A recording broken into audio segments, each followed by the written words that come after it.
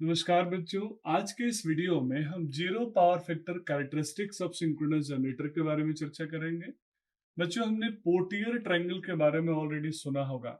हम यहाँ पे वोल्टेज रेगुलेशन का कैलकुलेशन कर रहे हैं और कैलकुलेशन में जैसा कि हमने ईएमएफ और एमएमएफ मेथड देख लिया, एक और मेथड है that is called Potier triangle method, जिसको जीरो पावर फैक्टर मेथड के नाम से भी जानते हैं। तो सबसे पहले हम ये समझेंगे कि जीरो पावर फैक्टर कैरेक्टरिस्टिक्स होता क्या है, उसकी मैग्नेटाइजेशन कर्व कैसे हम ड्रॉ करते हैं, इसका नाम जीरो पावर फैक्टर कैसे पड़ा और पोर्टियर ट्रायंगल एग्जैक्टली होता क्या है।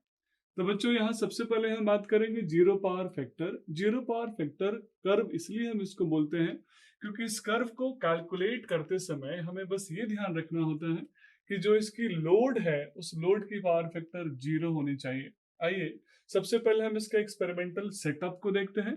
एक्सपेरिमेंटल सेटअप में बच्चों मेरे पास जो सिंक्रोनस जनरेटर है, उस जनरेटर के अंदर कितनी रेटेड वोल्टेज होगी उसके लिए हमने वोल्टमीटर कनेक्ट किया है लोड के अक्रॉस में, और कितना आर्मेचर में करंट फ्लो हो रहा है, लोड में करंट फ्लो हो रहा है, उसके लिए मैंने एमीटर कनेक्ट किया है। बच्चों, इस वोल्टमीटर और एमीटर से हम रेटेड वोल्टेज और रेटेड करंट की वैल्यू आसानी से कैलकुलेट कर सकते हैं। बाकी हमने एक्साइटेशन के लिए हमने ऑलरेडी अलग से फील्ड सेटअप दिया हुआ है।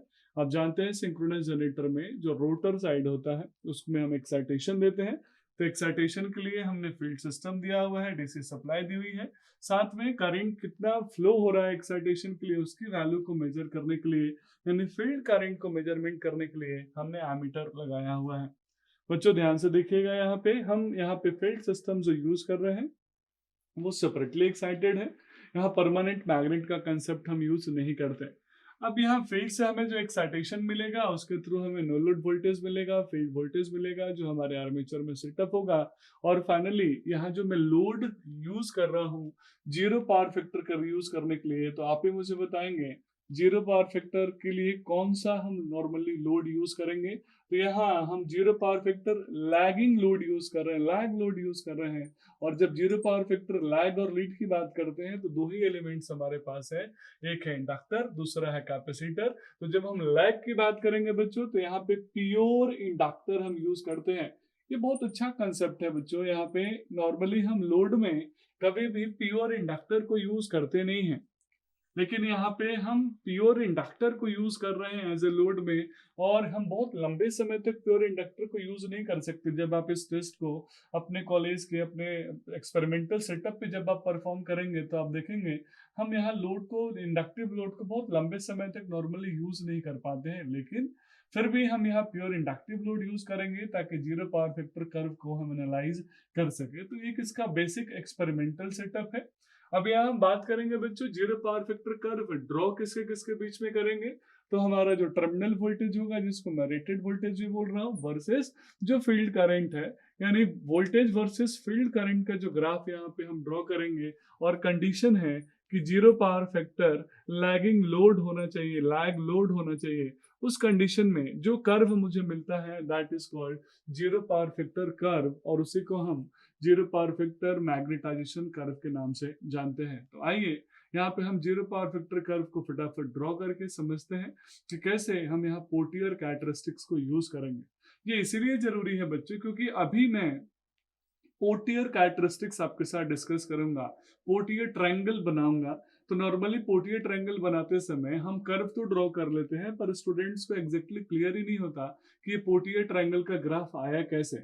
कुछ लोग बुक्स में लिखे रहते हैं कि ओसीसी के पैरेलल कर्व ड्रॉ कर लीजिए, पर ऐसा नहीं करना। हमें पोर्टियर जीरो पावर फैक्टर कर्व को पहले ड्रॉ करना है, उसके बाद ही एनालाइज करना है कैसे हम इसको वोल्टेज रेगुलेशन में यूज करेंगे। तो आइए बच्चों इसके पोर्टियर कर्व को हम ड्रॉ करते हैं। तो बच्चों अब हम पोर्टियर कर्व को ड्रॉ करते हैं, यानी एक्सपेरिमेंटल सेटअप जो हमने यूज किया है उसी एक्सपेरिमेंटल सेटअप का डेटा यहाँ मैं रिकॉर्ड करूंगा और उसी से मैं पोर्टियर ट्रायंगल, पोर्टियर कैरेक्टरिस्टिक्स को ड्रॉ करूंगा। अब यहाँ एक सवाल और है कि सर पोर्टियर कैरेक्टरिस्टिक्स को ड्रॉ करते समय जो इनिशियल पॉइंट होता है वो कौन सा होता है। तो इनिशियल पॉइंट जो होता है बच्चों वो शॉर्ट सर्किट करंट से, शॉर्ट सर्किट कैरेक्टरिस्टिक्स से हम डिटरमाइन करते हैं। चूंकि ऑलरेडी हमने शॉर्ट सर्किट कैरेक्टरिस्टिक्स पढ़ लिया है, लेकिन जब आप इस सेटअप को लैब में परफॉर्म करेंगे इस एक्सपेरिमेंट को बच्चों, तो ध्यान दीजिएगा जीरो पावर फैक्टर लोड को लगाने से पहले आप पहले आर्मेचर के टर्मिनल को शॉर्ट करिएगा, और शॉर्ट करने के बाद आप वो रेटेड फील्ड करंट की वैल्यू फाइंड आउट करिएगा, उस फील्ड करंट की वैल्यू फाइंड आउट करिएगा जिस पे आपका rated short circuited current flow हो, और उसी वैल्यू को आप यहाँ रिकॉर्ड कर लेंगे अपने जीरो पावर फैक्टर कैरेक्टरिस्टिक्स के लिए।